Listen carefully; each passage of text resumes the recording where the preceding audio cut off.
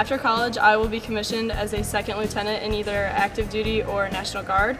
I will be overseeing about 40 men and women that are enlisted personnel, and I lead them and do different missions with them.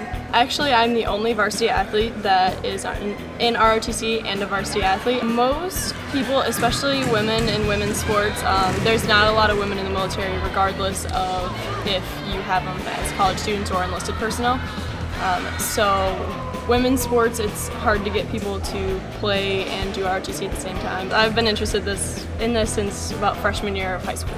I have a lot of friends that are enlisted personnel in all branches of the military, and they always told me how much it was awful and they didn't like it and they wish they were a higher rank.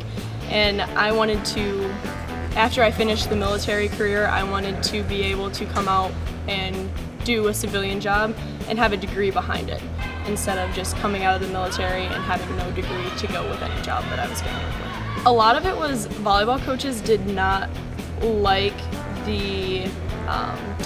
to mix between ROTC and their sport. They didn't want to give up the time for me to do both of them. Coach was more understanding about me doing ROTC as well, and the ROTC people here were very understanding about how in-season volleyball comes first. When I'm out of season, ROTC comes first. I think there's a certain type of person that is capable of doing that, and I think she's one of them.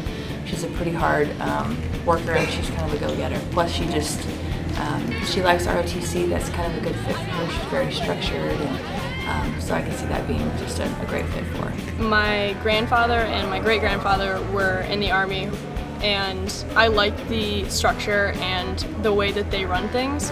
So I thought that would be a good fit for me. It's very important to understand that a student, cadet, future officer in the military, athletics, and all that good stuff, that they catch on. And understandably that she is catching on because she's a smart personnel. And what we have is pretty challenging. As in our classes, it's very rewarding at the end, because at the end of the day, in our program, ultimately get commissioned officer in the United States Army. My mom was very understanding about it.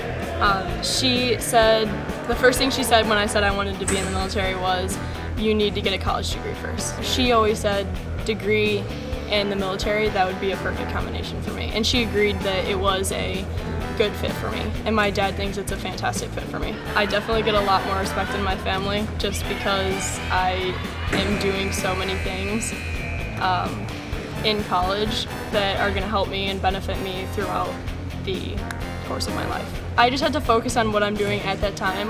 Like when I'm at practice, I'm at practice. I don't think about anything else. I don't think about ROTC that next hour. But when I'm at ROTC, I focus on ROTC. And when I'm doing and studying and other things, I study film and I study volleyball techniques. And then I take a break and I do calculus and all these other fun courses that I'm taking this semester.